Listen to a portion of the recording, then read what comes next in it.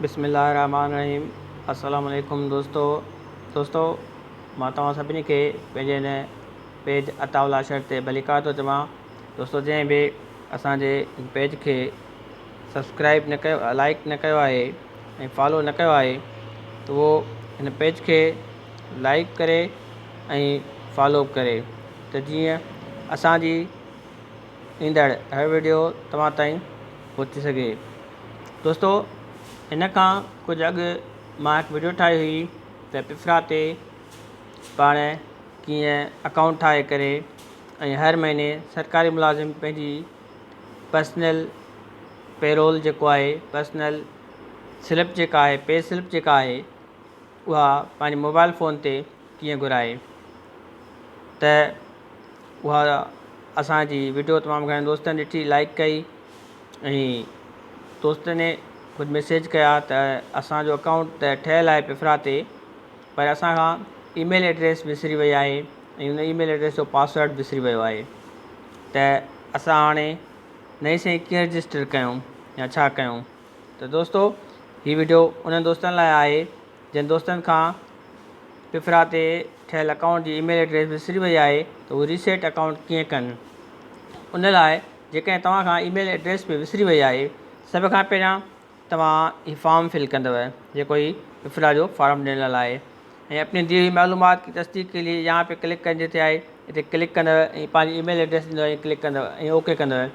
जॾहिं email address ॾे okay कंदव तव्हांजो हिकु मैसेज अची वेंदो त तव्हांजी ईमेल एड्रेस अॻु ई असां वटि रजिस्टर आहे, उहा ईमेल एड्रेस लिखिजी वेंदी।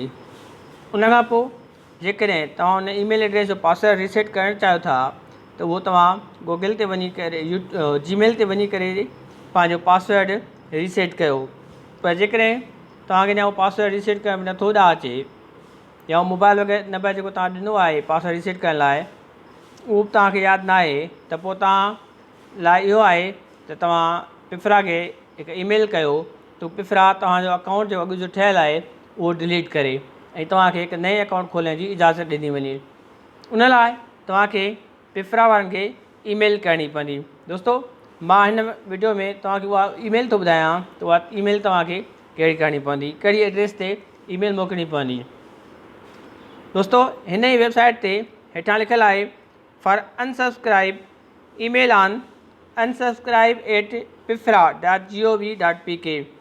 तव्हांखे हिन ईमेल ॾिनल ईमेल एड्रेस ते unsubscribe@pifra.gov.pk इन ईमेल ते ईमेल करणी आहे।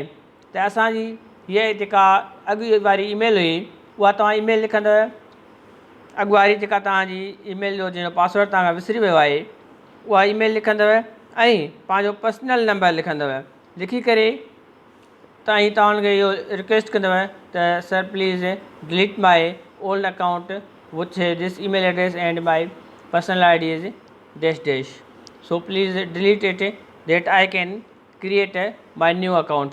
ते उहो तव्हां ईमेल हिननि खे पिफरा खे मोकिलींदव हिन ॾिनल ईमेल एड्रेस ते unsubscribe@pifra.gov.pk त तव्हांजी ईमेल जो अकाउंट अॻियूं जेको ठहियलु आहे उहो पिफरा वारा डिलीट करे छॾींदा ऐं उन खां पोइ तव्हां ईमेल कंदा त असां तव्हांजो ठहियलु अकाउंट डिलीट करे छॾियो आहे।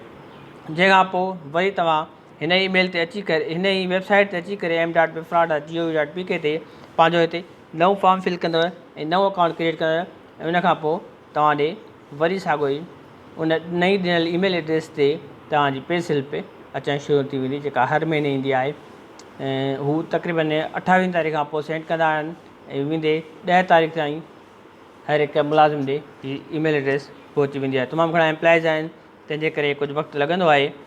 दोस्तों जेकॾहिं तव्हांखे असांजो वीडियो पसंदि आयो हुजे त वीडियो शेयर कयो त जीअं मालूमात ॿियनि दोस्तनि ताईं पहुची सघे ऐं असांजे चैनल पेज खे लाइक कयो, फॉलो कयो त जीअं असांजो ठहंदड़ हर वीडियो तव्हां ताईं पहुची सघे। दोस्तों महिरबानी।